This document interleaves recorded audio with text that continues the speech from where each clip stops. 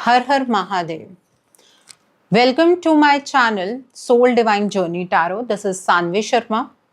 आप सब जानते होंगे कि सावन का महीना शुरू होने वाला है और ये महीना 22 ऑफ जुलाई से स्टार्ट होगा और ये 19 ऑफ अगस्त 2024 पर जाकर ख़त्म होगा।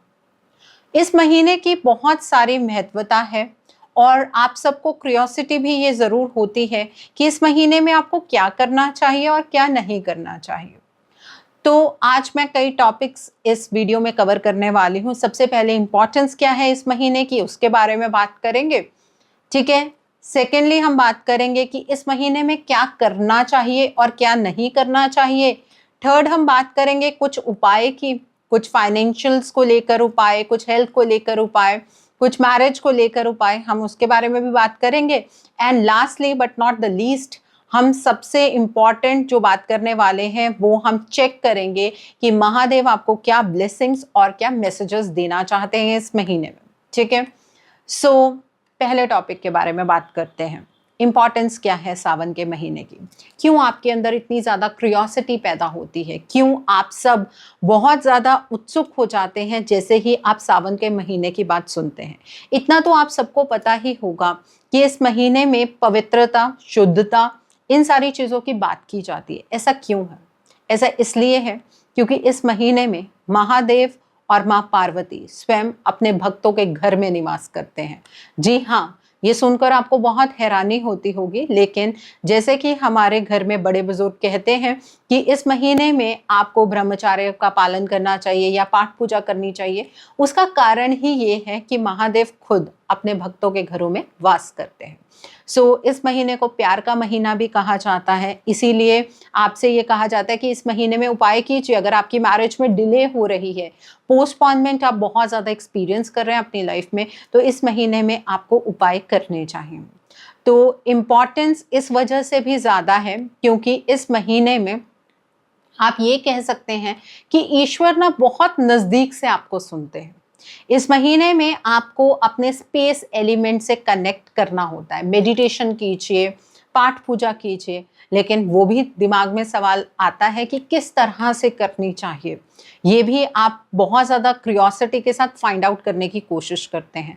आज हम इसके बारे में भी बात करेंगे। तो जो नेक्स्ट टॉपिक हम इसमें कवर करेंगे वो यही है कि इस महीने में क्या ना करें। सबसे पहली चीज़ है कि आप जितना हो सके ना अपनी लग्जरीज का त्याग कीजिए। अब लग्जरीज में क्या आता है, तभी कहते हैं कि इस महीने में सात्विक भोजन आपको करना चाहिए, ठीक है। गद्दे पर ना सोकर ज़मीन पर सोना चाहिए। अब ये सारी चीज़ें हर किसी के लिए मैं यहाँ पर इम्प्लीमेंट नहीं कर रही हूँ। जो लोग अपनी इच्छाओं को पूर्ण करना चाहते हैं, डेफिनेटली उन्हें अपनी लग्जरीज का त्याग करना है। इस महीने में आपको बेड पर नहीं सोना है। अगर आप अपनी इच्छा पूर्ति के लिए कोई अनुष्ठान कर रहे हैं या फिर आप महादेव के व्रत रख रहे हैं, सोमवार के व्रत आप लोग रखते हैं, तो वो व्रत अगर आप रख रहे हैं तो गद्दे पर आपको नहीं सोना चाहिए, पूरे महीने नहीं सोना चाहिए, ठीक है।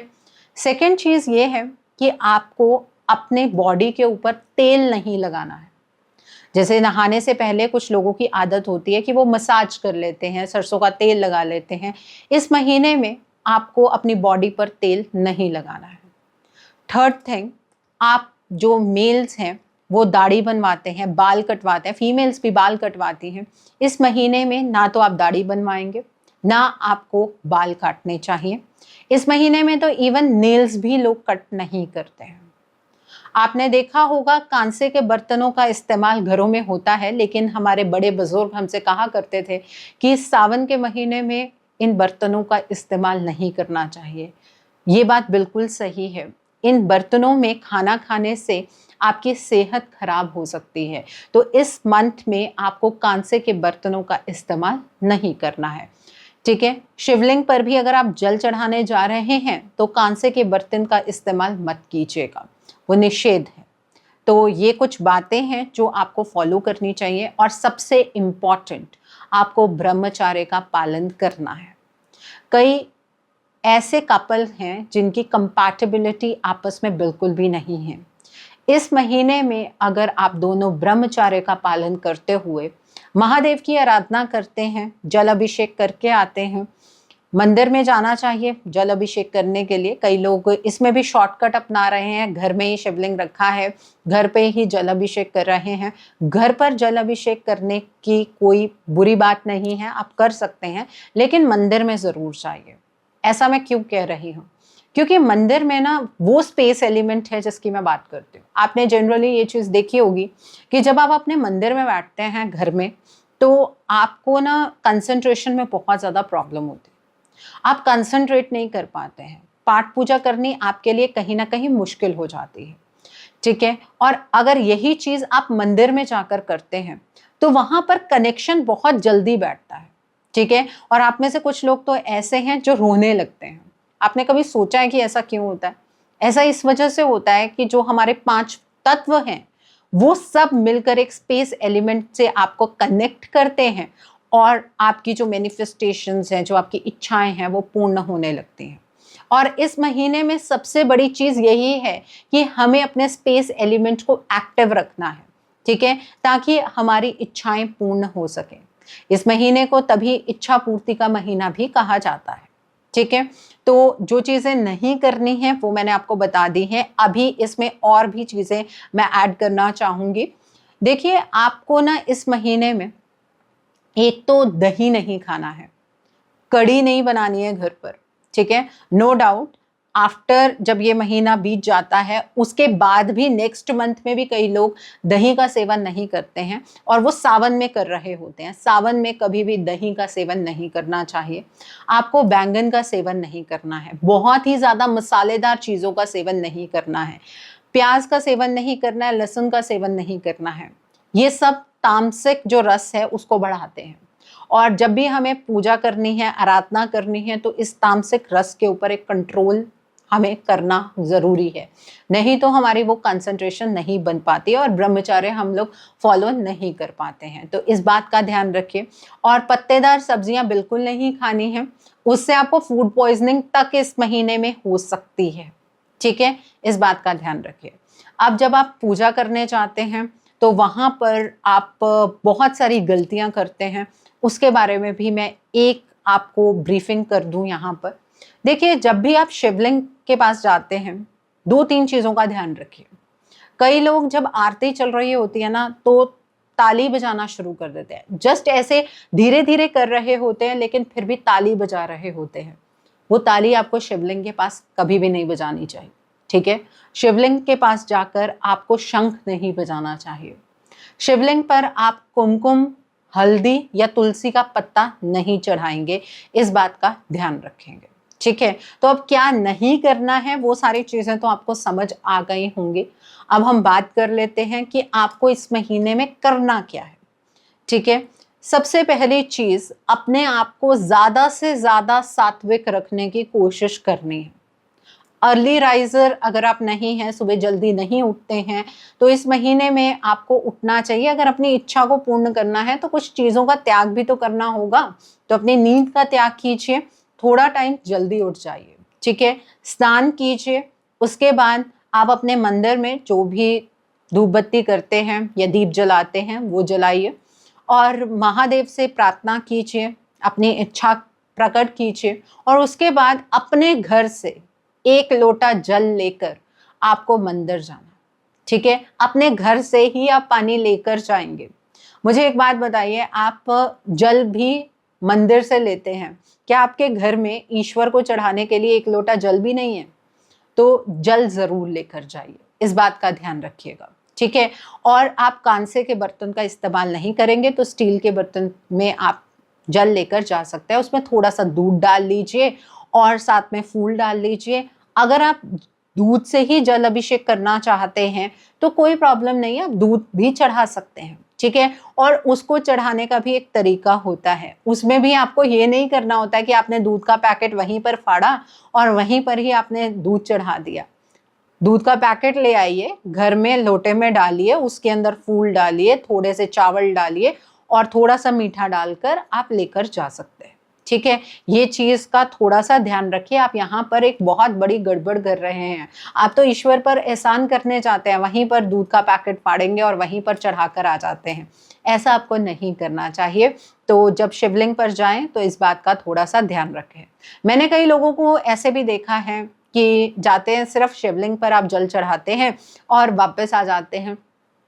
वहां पर गणेश जी की मूर्ति भी होती है, माँ गौरी की मूर्ति भी होती है, नंदी जी की मूर्ति भी होती है। तो सबसे पहले राइट साइड से आपको जल चढ़ाना शुरू करना चाहिए। आप गणेश जी पर चढ़ाइए, आप माँ गौरी पर चढ़ाइए, ठीक है, आप नंदी जी पर चढ़ाइए और शिवलिंग पर चढ़ाइए, ठीक है। सिर्फ शिवलिंग पर जल चढ़ाने से पूजा अधूरी रह जाती है। जब अभिषेक करने जाएंगे तो साथ में धतूरा और भांग जरूर लेकर जाइएगा, बेलपत्र जरूर चढ़ाइएगा। और आपको इस बात का ध्यान रखना है कि इस महीने में अगर कोई भी सांड या कोई भिखारी आपके दरवाजे पर आता है तो उसे आप खाली हाथ ना जाने दें। सांड को कुछ ना कुछ जरूर खिलाइए। कोई भिखारी आ रहा है, पता नहीं ईश्वर किस रूप में आपके घर पर आ जाएंगे, तो कोई भिखारी भी आपके घर से खाली हाथ नहीं जाना चाहिए। इस बात का आपको ध्यान रखने की ज़रूरत है, ठीक है। और जब भी आप शिवलिंग के पास बैठकर कोई मंत्र जाप कर रहे हैं तो एक बात का ध्यान रखिएगा कि मनन ही आपको मंत्र जाप करना है, ठीक है। तो ये कुछ ऐसी चीज़ें हैं जो आपको करनी चाहिए। और भी इस चीज़ में मैं कुछ चीज़ें ऐड करना चाहूँगी। देखिए, अगर आप शिवलिंग घर पर मिट्टी का शिवलिंग बनाकर रोज सावन के महीने में आराधना करते हैं तो उससे आपकी जो भी इच्छा है ना वो पूर्ण जरूर होती है। सेकंड थिंग, आपको जब भी मौका मिले तो या तो आप मंदिर में जाकर शाम के टाइम पर आरती अटेंड कीजिए, नहीं तो अपने घर पर शाम के टाइम पर शिव जी की आरती जरूर कीजिए, ठीक है। तो ये वो कुछ चीजें हैं जो आपको करनी चाहिए। और पूजा अर्चना करते वक्त अपने मन में किसी भी तरीके का कोई डाउट नहीं लेकर आना है, क्योंकि जैसे कि मैंने आपको बताया कि आप स्पेस एलिमेंट से कनेक्ट कर रहे हैं तो कहीं ना कहीं आप उस डाउट को ही मैनिफेस्ट कर बैठेंगे। तो इस बात का भी आपको ध्यान रखना चाहिए। अब हम कुछ जनरल उपाय की बात करते हैं। कोई ऐसी इच्छा है आपकी जो बहुत टाइम से पूरी नहीं हो रही है, तो सोमवार, जो पहला सोमवार होगा इस सावन के महीने का, उस दिन आपको 108 बेलपत्र आपको शिवलिंग पर चढ़ाने हैं। लेकिन वो ऐसे ही नहीं चढ़ाने हैं, घर से उन बेलपत्र पर आप राम लिखकर लेकर जाएंगे, ठीक है। और एक एक बेलपत्र चढ़ाते हुए ओम नमः शिवाय का आप जाप करेंगे। आपकी जो भी इच्छा है वो डेफिनेटली पूर्ण होगी, ठीक है। और आप में से कुछ लोग ऐसे हैं जिन्हें ऐसा लगता है कि लक आपका साथ नहीं दे रहा है, ठीक है, भाग्य आपका कभी साथ नहीं देता है, आपको ऐसा फील होता है। तो एक बहुत ही सरल सा उपाय है, आप ये उपाय कर लीजिए, देखिएगा कि आपका भाग्य किस तरह से चमक उठेगा। तो करना क्या है, जैसे ही सावन का महीना शुरू होगा 22 से, आपको एक बात का ध्यान रखना है कि जो भी पहली बारिश होगी 22 के बाद, आपको उस बारिश में नहाना है। अब आप कहेंगे कि मैम ये किस तरह का उपाय है, लेकिन आप करके देखिएगा और दोबारा आकर इसी वीडियो पर कमेंट कीजिएगा कि किस तरह से भाग्य ने आपका साथ देना शुरू कर दिया है, ठीक है। अपनाइएगा इस नुस्खे को, इस उपाय को करके देखिएगा, चीजें आपकी लाइफ में बदल जाएंगी और रातों रात बदलाव आएगा, ठीक है। अब कई लोगों की जो शादी है वो बहुत ज़्यादा डिले हो रही है, पोस्टपोनमेंट की एनर्जीज है, शादी फिक्स ही नहीं हो पा रही है, रिश्ता ही नहीं मिल पा रहा है, एज बढ़ती चली जा रही है। तो एक बहुत ही सरल सा उपाय आप कर सकते हैं। तो उपाय क्या करना है आपको, आप एक माला लीजिए, संयुक्त माला आपको माँ गौरी और महादेव को इकट्ठे अर्पित करनी है। आपने देखा होगा कई बार आप मंदिर में जाते हैं, आपने देखा होगा कि शिवलिंग से लेकर माँ गौरी तक एक माला बंधी हुई है, वो लोग अर्पित करके जाते हैं। उससे आपकी शादी जल्दी फिक्स हो जाती है, डिले पोस्टपोनमेंट की एनर्जीज जो हैं वो खत्म होने लगती हैं, ठीक है। तो ये आपको कंटिन्यूसली 9 डेज के लिए करना है। और जब आप ये करेंगे तो आपको एक मंत्र जाप भी करना है, ओम गौरी शंकराय नमः का आपको जाप करना है, ठीक है। और ये जो जाप है ये आपको वहां पर ये जो मंत्र है 21 टाइम्स बोलना है। 9 दिन के लिए ये चीज करके देखिए, आपकी मैरिज इसी महीने में फिक्स होती हुई आपको नजर आएगी, ठीक है। एक और उपाय बता देती हूँ डिले मैरिज के लिए। वैसे तो जो भगवान शिव हैं उन्हें इत्र उतना ज़्यादा पसंद नहीं है, लेकिन माँ गौरी को इत्र बहुत ज़्यादा पसंद है और उन्हें अपने पतिदेव यानी कि शिव जी इत्र से अगर संयुक्त हों तो उन्हें वो चीज़ बहुत ज़्यादा पसंद आती है और आपको माँ गौरी की कृपा प्राप्त होती है। तो आप इत्र की एक बॉटल ले जाइए, वहाँ पर एक कॉटन भी लेकर जाइए, शिवलिंग पर आप पूरे में इत्र लगाइए और उसके बाद जल चढ़ा दीजिए। ठीक है, तो इससे भी आपकी जो ये डिले मैरिज की प्रॉब्लम है ये खत्म हो जाएगी। ये आपको कंटिन्यूसली 11 डेज करना है। सावन के महीने में आप किसी भी सोमवार से शुरू कर सकते हैं और 11 दिन कंटिन्यूसली कीजिए। एक और उपाय डिले मैरिज के लिए वो ये है कि आपको चंदन, जो सफेद चंदन होता है, वो शिवलिंग पर जाकर अर्पित करना है।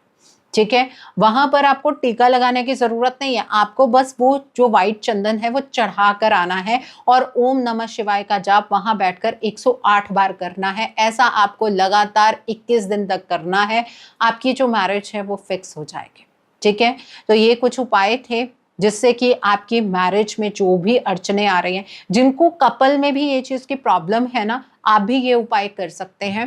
एंड सेकेंड थिंग, जो लोग मैरिड हैं, स्पेशली जो लेडीज जो मैरिड हैं और आपका जो दाम्पत्य जीवन है वो अच्छा नहीं चल रहा है, आप इत्र वाला उपाय तो कीजिए ही, साथ में आप एक सुहागी लेकर जाइए, यानी कि 7 ऐसे सामान लेकर जाइए जो एक सुहागन इस्तेमाल करती हैं और वो सामान आप माँ गौरी को अर्पित कीजिए। ऐसा 21 दिन करके देखिए, आपके जो दाम्पत्य जीवन है उसमें खुशहाली डेफिनेटली आएगी। और इस सामान में चूड़ियां रखना मत भूलिएगा। अब आप में से कई लोग ये कहेंगे कि मैम हमारे ऊपर कर्जा बहुत ज़्यादा है और इस चीज़ से हम बहुत टाइम से परेशान हैं। तो आइए आपके लिए भी मैं कुछ उपाय बताती हूँ। मंगलवार के दिन पर आप ये एक तो फास्ट रखिए, उससे आपकी जो आर्थिक समस्याएं हैं वो दूर हो जाएंगी। सावन के महीने के जो मंगलवार होते हैं वो माँ गौरी को समर्पित हैं, तो आप माँ के नाम का फास्ट रखिए। सेकेंड थिंग, इस दिन पर माँ पार्वती के सामने आपको दीपक जलाना है और माँ को केसर और इलायची से बनी हुई खीर अर्पित करनी है और बाद में वो खीर खुद भी खानी है और बांट भी देनी है। इससे आपके जो फाइनेंसेस हैं वो डेफिनेटली इम्प्रूव होंगे। ठीक है, और जो लेडीज अपनी लाइफ के अंदर इस समस्या से परेशान हैं कि उनके हस्बैंड उनके ऊपर ध्यान नहीं देते हैं, उनके हस्बैंड किसी एक्स्ट्रा मैरिटल अफेयर में हैं, तो आपको क्या करना चाहिए, आपको भी जो ये मंगलवार है इसके फास्ट रखने चाहिए। माँ गौरी से प्रार्थना कीजिए कि आपका जो दाम्पत्य जीवन है वो अच्छा हो जाए। माँ गौरी को आप केसर की बनी खीर खिलाइए, अर्पित कीजिए और वही खीर आप बाहर भी बांटिए। उससे आपके दाम्पत्य जीवन में भी एक सकारात्मक परिवर्तन आपको देखने के लिए मिलेगा। और जब भी कोई लेडी मंगलवार के फास्ट रखती हैं तो जब आप व्रत कथा करेंगी तो बिल्कुल उस तरह से तैयार होकर बैठिएगा जिस तरह से फ्यूचर में भी आप अपने आप को देखना चाहती हैं। मतलब हार श्रृंगार के साथ अगर आप तैयार होकर माँ की व्रत कथा करेंगे तो माँ की ब्लेसिंग्स आपके जो दाम्पत्य जीवन पर जरूर बरसेगी, तो आपका जो दाम्पत्य जीवन है वो बहुत अच्छा हो जाएगा। तो ये चीज करके देखिए और एक बार आप ये फास्ट रखना शुरू करें तो 5 साल लगातार आपको ये फास्ट रखना चाहिए और 5 साल के बाद आप इस व्रत का उद्यापन कर सकते हैं। ठीक है, ये चीज आपको क्लियर हो जानी चाहिए, बिकॉज ऐसा नहीं है कि एक ही साल में आप फास्ट रखेंगे, नेक्स्ट ईयर भी रखना है, ऐसे 5 साल आपको ये फास्ट रखने की जरूरत है। अब बात करते हैं हेल्थ की। आपके घर में कोई ऐसा व्यक्ति है जो बहुत ज़्यादा अपनी हेल्थ से परेशान है या आप खुद परेशान हैं या आपकी हेल्थ ठीक ही नहीं हो रही है, और इवन मैं तो ये कहती हूँ कि अगर कोई पर्सन ऐसा भी है जो कि डेथ बेड पर पड़ा है, उसके लिए भी आप ये उपाय कर सकते हैं। उपाय क्या है? उपाय ये है कि आपको महामृत्युंजय यंत्र को महामृत्युंजय जाप से एक्टिवेट करवाकर उस पर्सन के गले में धारण करवाना है। आप खुद भी धारण कर सकते हैं। अगर हेल्थ को लेकर कुछ इश्यूज हैं आपको तो आप डेफिनेटली ये उपाय करके देखिए, काफ़ी ज़्यादा रिलीफ मिलेगा और जो इंसान डेथ बेड पर है वो बिल्कुल ठीक हो जाएगा। ठीक है, तो ये कुछ उपाय थे जो आपको बिल्कुल करने चाहिए। सावन का महीना बहुत ही ज़्यादा लकी टाइम आपके लिए साबित होगा। इस टाइम पर आप अगर ये सारे उपाय करते हैं तो आपकी लाइफ के जो डिफरेंट स्फीयर्स हैं वो बिल्कुल क्लियर हो जाएंगे। ठीक है, सो अब हम बात करते हैं कि महादेव इस महीने में आपको क्या ब्लेसिंग्स देना चाहते हैं, क्या मैसेजेस हैं उनकी तरफ से आपके लिए। इस सावन के महीने में डिवाइन महादेव की तरफ से क्या ब्लेसिंग्स हैं आपके लिए। तो यहाँ पर पहला कार्ड निकल कर आया है, फ्रेगमेंटेड एनर्जी का कार्ड है। देखिए ये जो कार्ड आपके लिए निकल कर आया है, ये कार्ड बिल्कुल क्लियरली ये इंडिकेट कर रहा है कि आपकी लाइफ के अंदर ना जो एनर्जीज हैं वो बिल्कुल भी स्टेबलाइज्ड एनर्जीज नहीं हैं। आप अपनी लाइफ के अंदर एक अजीब सा बिखराव महसूस कर रहे हैं, फिर वो चाहे आपके फाइनेंसेस हों, चाहे आपकी हेल्थ हो, चाहे वो आपका करियर हो, किसी भी स्फेयर में इस तरह की आपकी एनर्जीज हैं। इन एनर्जीज पर काम करने का मौका आपको इस महीने में मिलने जा रहा है। तो जो भी डिवाइन की गाइडेंस इस महीने में आपको मिलेगी, उस गाइडेंस को आपको डेफिनेटली फॉलो करना चाहिए। नेक्स्ट कार्ड देखते हैं, क्या कार्ड है आपके लिए, महादेव आपको क्या ब्लेसिंग्स देना चाहते हैं, क्या गाइडेंस है। योर हायर सेल्फ का कार्ड है। देखिए ये जो बिखराव की एनर्जीज आप अपनी लाइफ में महसूस कर रहे हैं, उसका एक सॉल्यूशन ये है कि आप अपने इंट्यूशन की आवाज़ सुनें। आप अपनी हायर सेल्फ के साथ खुद को कनेक्ट करें। आपकी हायर सेल्फ के पास बहुत सारे आपके सवालों के जवाब हैं जो शायद आप रिसीव ही नहीं कर पा रहे हैं। ये जवाब आपको बहुत टाइम से मिल रहे थे लेकिन आप उसे रिसीव नहीं कर पा रहे थे, तो अपने आप को रिसीविंग एनर्जीज में लेकर आइए। ठीक है, और जान लेते हैं कि महादेव आपको क्या ब्लेसिंग्स देना चाहते हैं, महादेव की तरफ से क्या गाइडेंस है आपके लिए, आइए जानते हैं। तो the next card is a creative Endeavour का कार्ड है। देखिए इसी महीने में आपको एक मौका मिलेगा कि आप अपनी लाइफ को अपने तरीके से जी पाएंगे। ठीक है, इस मौके को गंवाना नहीं है। आपकी लाइफ में अगर आपको कोई ऐसी अपॉर्चुनिटी इस मंथ में मिलती है कि जहां पर आपको ऐसा लग रहा है कि आपको नॉलेज नहीं है, तो वहां पर लीप ऑफ फेथ लेकर आपको आगे बढ़ना चाहिए। आपको आपकी लाइफ एक वाइट कैनवास की तरह मिलने वाली है। उस वाइट कैनवास पर आप अपनी जिंदगी अपने रंगों से लिख सकते हैं। ठीक है, ये ब्लेसिंग भी है डिवाइन की तरफ से आपके लिए। अभी तक अपनी लाइफ का चार्ज लेने का मौका ही आपको नहीं मिल रहा था। और जानते हैं क्या मैसेज है, डार्क थॉट्स का कार्ड है। देखिए आपकी लाइफ के अंदर ये जो भूल भुलैये की सिचुएशन बनी हुई है वो आपके थॉट प्रोसेस का भी कारण है। देखिए आप क्या कर रहे हैं, अपनी प्रॉब्लम के अंदर इतना ज़्यादा इन्वॉल्व हो गए हैं कि आपको सॉल्यूशन ही नहीं दिख पा रहा है। तो अपने परसेप्शन के अंदर एक बदलाव लेकर आइए। हर जगह पर अंधकार नहीं है, इस अंधकार से बाहर निकलने का रास्ता भी डिवाइन इस महीने में आपको दिखा रहे हैं। उस रास्ते पर चलना आपको खुद ही है। ऐसा नहीं होगा कि उस रास्ते को भी ईश्वर आपके लिए कवर कर देंगे। ठीक है, the next message is back and fourth का कार्ड है। देखिए डिवाइन आपसे ये कहना चाहते हैं, महादेव आपको ये बता रहे हैं कि आप ना सपोजिशन पर अपनी जिंदगी को स्पेंड मत कीजिए। आप क्या करते हैं, आप कभी आगे चलते हैं, कभी पीछे हट जाते हैं। कभी आपको लगता है कि अगर इस डायरेक्शन में मुझे सफलता मिलेगी तो ठीक है, अगर लगेगा कि कहीं पर कोई इनसिक्योरिटी है तो आप पीछे की ओर हट जाएंगे। अपने आप को इनडिसिसिव मत बनाइए। ये गाइडेंस है आपके लिए बहुत स्ट्रॉन्ग। और बॉटम ऑफ द डेक पर यहाँ पर ट्रांसफॉर्मेशन का साइकिल नजर आ रहा है। इस महीने से आपकी लाइफ के अंदर बहुत बड़े बदलाव होने जा रहे हैं। एक पॉजिटिव ट्रांसफॉर्मेशन आपकी लाइफ के अंदर होने जा रही है। और आप जहां पर भी जिस भी स्फीयर में अपनी लाइफ में स्टक हैं, वो स्फीयर आपका बहुत अच्छा हो जाएगा। आप इस ट्रांसफॉर्मेशन को एक्सेप्ट कीजिए, ये सबसे बड़ी ब्लेसिंग है। और इस ब्लेसिंग को क्लेम करने के लिए कमेंट सेक्शन में हर हर महादेव लिखना मत भूलिएगा। सो आई होप आज की रीडिंग, आज की वीडियो आपके लिए काफ़ी इंफॉर्मेटिव रही होगी। नीचे मुझे कमेंट सेक्शन में ज़रूर बताइएगा ये वीडियो आपको कैसी लगी। वीडियो पसंद आई है तो लाइक करना मत भूलिएगा। अपने नियर एंड डियर वंस के साथ शेयर ज़रूर कीजिएगा। हो सकता है किसी को अपनी लाइफ को लेकर, अपनी लाइफ के डिफरेंट स्पीयर्स को लेकर कुछ क्लैरिटी मिल सके, कुछ वो उपाय खुद भी अपने लेवल पर ट्राई कर सकें।